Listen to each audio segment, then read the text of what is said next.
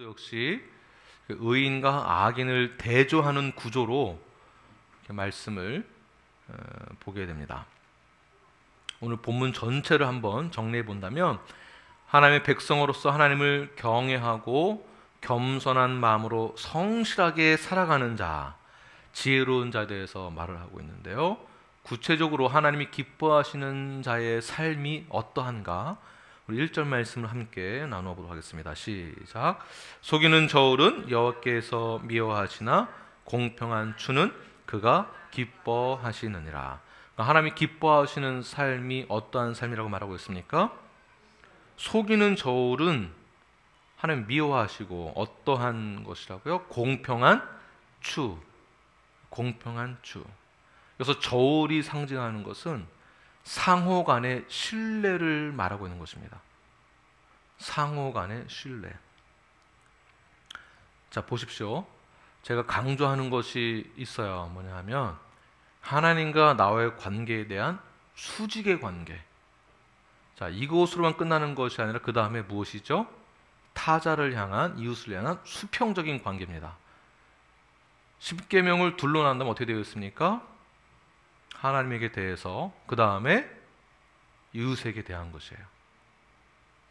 마찬가지로 하나님에게 대해서도 신뢰의 관계가 쌓여졌다고 한다면, 그 다음에는 이웃과의 관계가 서로 신뢰를 쌓는 관계가 하나님의 모든 것을 우리를 통해서 반응으로 나타나야 한다는 것입니다. 이 저울을 정직하게 재는 자들은 신뢰가 쌓이는 거겠죠. 그러나 이 저울의 무게를 조금 더 거짓으로 추를 달아서 무게를 더 많이 측정한다면 너무나도 쉽게 남을 속일 수 있겠죠. 너무나 쉽게 남을 속여서 돈을 벌기도 합니다. 예전에 뉴스에서, 한국 뉴스인데요, 예전에 수산시장인지 어딘지 이렇게 뭐 생선 이렇게 몇 파운드 이렇게 재는 저울 있잖아요. 그거를 어느 막대기에 이렇게 여기 고리를 걸어놓고서는 바구니 여기 밑에다 걸어놓는 거예요. 더 힘을 주게. 그러니까 그 무게보다 더 많이 힘을 줘서 이렇게 누르게 하는 거죠.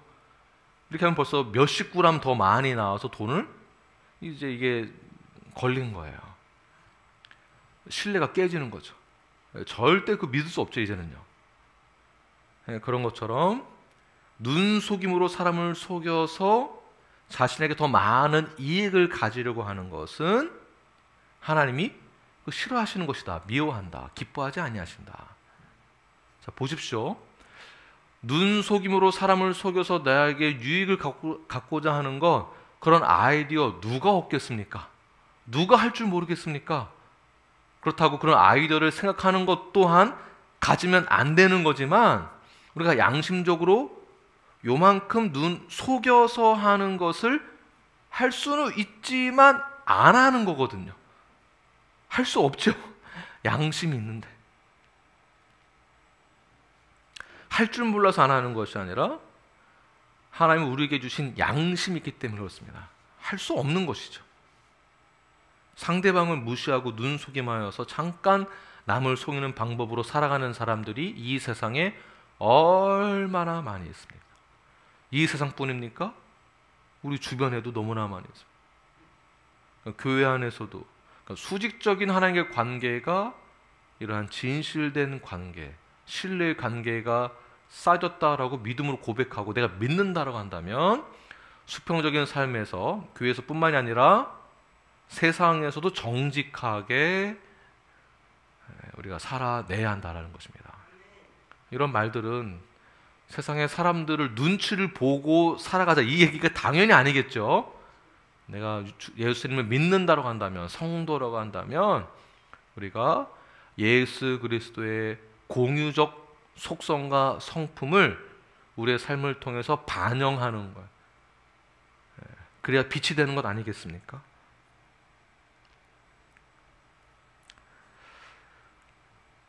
사람을 속이는 것, 눈속임, 거짓된 정보를 주어서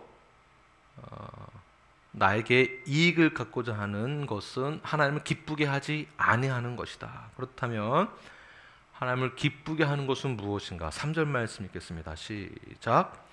정직한 자의 성실은 자기를 인도하거니와 사악한 자의 패역은 자기를 망하게 하느니라. 자, 여러분 보십시오. 하나님이 기뻐하시는 삶은 무엇입니까? 정직한 자의 성실. 정직한 자의 성실, 양심, 정직함, 성실함은 하나님이 우리에게 주신 것이에요.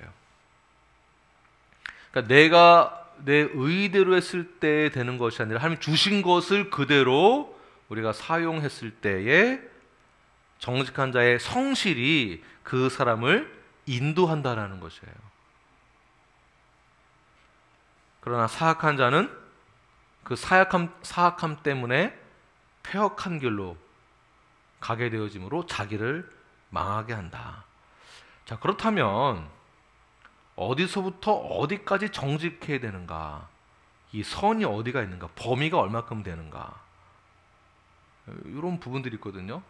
그러니까 법적으로는 하자가 없는 것 같은데 양심론은 좀 걸리는 이런 부분들이 있잖아요.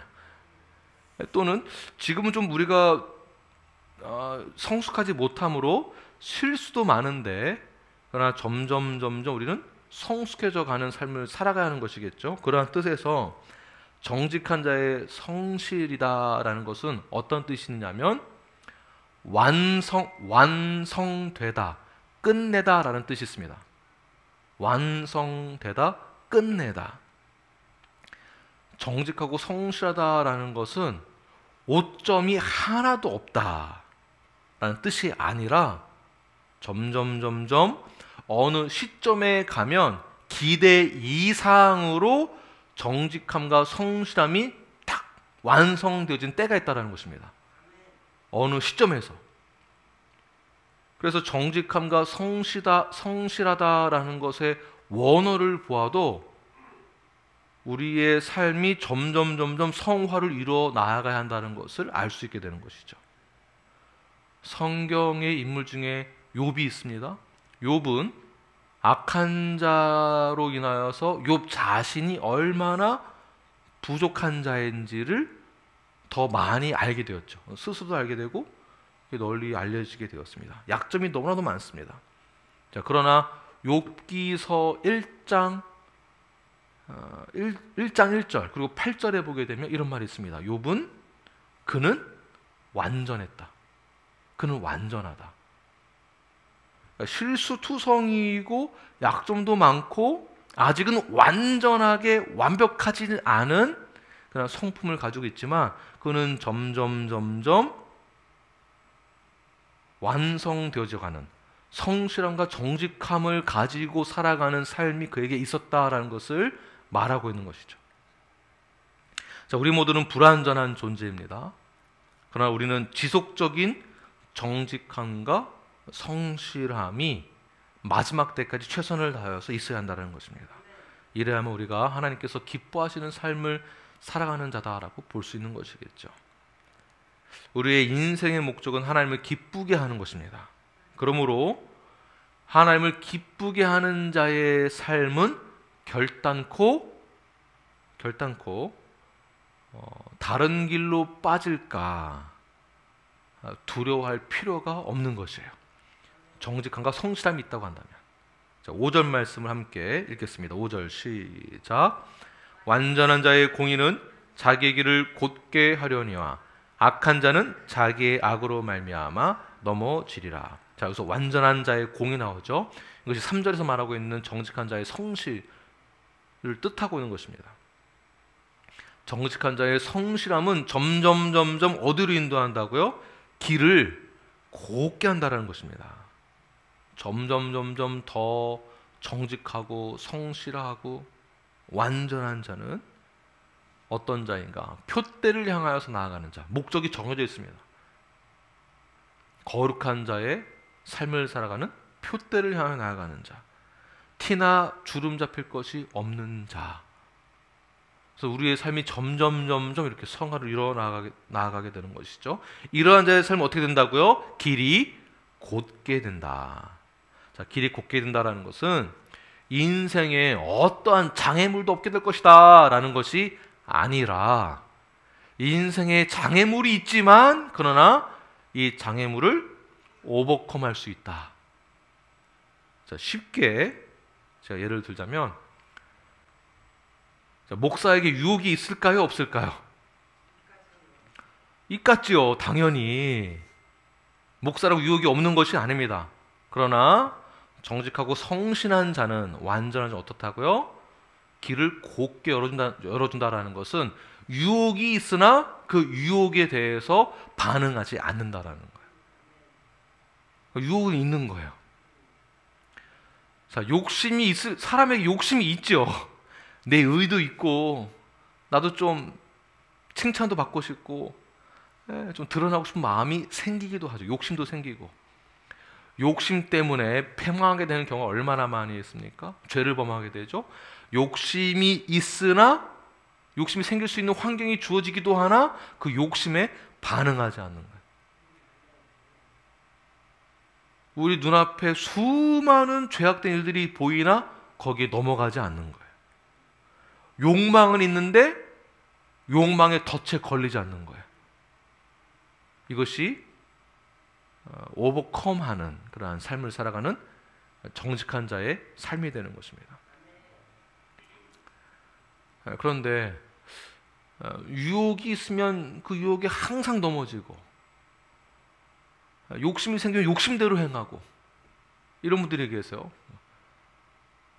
여러분들이 이제 이렇게 변명하면서 말하는 것이 뭐냐면, 아이고, 제가 지금 나이가 몇인데 저 원래 이렇게 살았어요.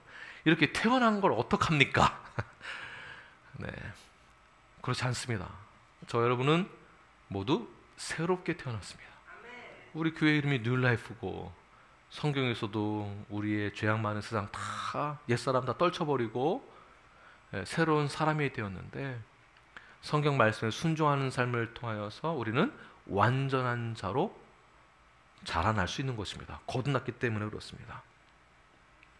우리 인생의 꽃길만 열리는 것을 기대하지 마십시오. 그러나 진흙탕을 걸어가도 우리는 마치 꽃길을 걷는 것처럼 걸어갈 수 있게 되는 것이 곧게 길이 열린다라는 뜻입니다. 네. 내 인생은 왜 이러나, 네, 이러지 마십시오. 하나님이 주신 인생입니다. 하나님이 주신 시간들이에요. 네, 그 시간을 비록 진흙탕 길이라 할지라도 꽃길을 걸어갈 수 있다라는 그 믿음을 가지고 그 길에서 성경적인 올바른 분별을 하시어 그 길에서 유혹에서, 미혹에서, 시험에서 당당하게 승리하며 나아가시는 저와 여러분이 되길 간절히 축원합니다. 자, 이렇게 정직한 자의 삶, 그 성실한 자의 삶은 하나님을 기뻐하시게 하는 삶이 되는 것이고요. 그러한 삶을 살아가는 자는 개인만 좋은 것일까요? 그렇지 않죠. 네. 개인에게만 좋은 것이 아니라 그 개인이 가는 곳마다 그 영역이 바뀌게 되는 것입니다. 그래서 그 개인이 하나님을 만난, 예수님을 영접한 자가 어느 그룹에 가는 동시에 가정으로 돌아가고 회사로 돌아가고 어느 공동체에 갔을 때 그 영역이 바뀌게 되는 것이에요. 그러므로 한 사람이 잘해야 그 공동체가 살아나게 되는 것입니다. 네, 의인 한 사람만 있어도, 의인 한 사람만 있어도 교회는 살아나는 거예요. 교회 안에서 우리 코어 멤버만 잘해도 교회는 살아나는 것입니다. 눈앞의 이익 때문에 불의를 행하지 마시고 개인과 공동체의 유익을 위하여서, 하나님의 나라를 위하여서 정직과 성실함으로 행하시는 저와 여러분이 되기를 바랍니다. 그렇다면 정직과 성실이 공동체에 어떠한 유익이 있는가? 왜 이것이 하나님이 기쁘게 할 수 있는가? 10절과 11절 말씀 읽겠습니다. 시작. 의인이 형통하면 성읍이 즐거워하고 악인이 패망하면 기뻐 외치느니라. 성읍은 정직한 자의 축복으로 인하여 진흥하고 악한 자의 입으로 말미암아 무너지느니라. 보십시오. 의인이 형통하면 어떻게 된다고요? 성읍이 즐거워한다. 성읍, 공동체, 어떠한 단체를 말하는 것이죠. 의인 한 사람을 통해서, 의롭고 지혜로운 자 한 사람을 통해서, 지혜로운 자의 말 한마디, 지혜로운 자의 행동으로도 교회는 살아난다. 국가도 달라진다. 사랑하게 된다라는 것입니다. 모든 성읍이 다 즐거워하게 된다. 공동체와 가정과 교회가 다 즐겁게 된다. 이것이 교회입니다. 이것이 믿는 자가 속해 있는 그룹의 놀라운 특징들이에요. 지혜로운 자 한 사람 때문에 가정이 살아나고 즐겁게 되어지고 모두가 기쁨의 날, 우리 교회 안에서도 축제의 날을 보낼 수 있습니다. 바로 지혜로운 여러분 때문에 가능한 것입니다. 하나님을 기쁘시게 하는 자의 삶을 살아가는 여러분 때문입니다. 자, 이것이 왜 가능한가? 9절과 12절, 13절을 읽겠습니다. 9절 먼저 시작. 악인은 입으로 그의 이웃을 망하게 하여도 의인은 그의 지식으로 말미암아 구원을 얻느니라. 12절. 지혜 없는 자는 그의 이웃을 멸시하나 명철한 자는 잠잠하느니라. 두루다니며 한담하는 자는 남의 비밀을 누설하나 마음이 신실한 자는 그런 것을 숨기느니라. 지금 제가 이렇게 아멘. 제가 이렇게 읽고 함께 나누고자 하는 그 이유가 이 9절부터 13절 안에 공동체에 관련되어 있는 내용이 많기 때문에 그렇습니다. 우리의 이웃을 사랑하는 마음이 있다고 한다면 우리가 함부로 말을 하지 않는 거예요. 지혜로운 자는 말을 함부로 하지 않습니다. 의로운 자는 말을 함부로 하지 않는 거예요. 가정을 위해서, 교회를 위해서 성도를 사랑한다라고 한다면 13절에 한담하는 자. 자, 한담이 무슨 뜻일까요? 한담하다라는 것은 수다쟁이. 말을 여기서 들은 얘기를 바로 여기 가서, 그러니까 말이 많으신 분들은 별 얘기를 다 하는. 제가 적어놓은 게 뭐냐면 할 말 안 할 말 생각하지도 않고 말하는 거. 제가 적어놓은 거예요. 상대방을 전혀 배려하지 않고 그냥 있는 말 없는 말 다 하는 거예요. 보통 이런 분들이 나중에는 어떻게 되냐면 중상모략하는 그러한 중심에 서게 돼 있어요. 이용당하거나. 그래서 수다가 많으면 비밀이 없게 되죠. 남편의 이런 거를 함부로 이렇게 말하는 것도 좋은 게 아닙니다. 본인은 말하고 나서 좀 속이 시원할 것 같지만 돌아서면 내가 괜히 얘기했구나. 이렇게 되는 거예요. 아내의 말도 함부로 하는 게 아니에요. 누가 그런 말들을 밖에 나가서 합니까? 제가 아내 이야기를 밖에 나가서 말하는 거 본 적이 있으세요? 우리 아이에 대해서 막 이렇게 말하나요? 우리 가족을 지키기 위해서는 물론 죄된 것은 예외고요. 우리가 지켜줘야 될 부분들은 서로 지키는 거예요. 가족도 지키고 나도 나를 지키고. 그런 것처럼 우리 성도들 사이 안에서도 지킬 거는 지켜줘야 한다는 것입니다. 이거가 아니라 오히려 그들을 지켜주고, 그 지혜자는요 상대방을 지켜주고 지켜주는 것을 공동체에 헌신하게 되는 것입니다. 그러니까 공동체를 살리기 위해서는 사랑으로 덮어줘야 될 부분 덮어줄 줄 아는 지혜가 있는 자. 이거 말에서 나아질 수 있는 거라면 말을 해야 됩니다. 그러니까 성경에서는 죄에 관련된 것은 말을 하여서 죄를 멀리하게 하고 하나님과 더 가깝게 할 수 있는 방법들을 성경에서는 말을 하고 있죠. 곳곳에서. 그러나 말하지 말아야 될 것은 말하면 안 되는 거예요. 자, 보십시오. 왜 그러냐 하면 자, 10절 보십시오. 10절 다시 한번 읽겠습니다. 시작. 의인이 형통하면 성읍이 즐거워하고 악인이 패망하면 기뻐 외치느니라.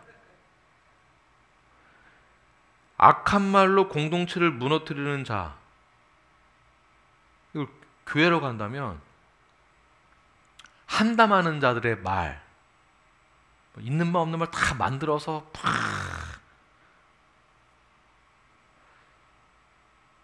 방송에 나가기도 하지만, 제가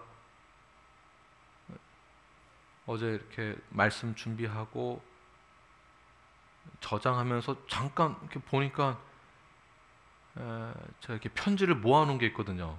그 스캔해 놓은 게 이렇게 있더라고요. 이렇게 보니까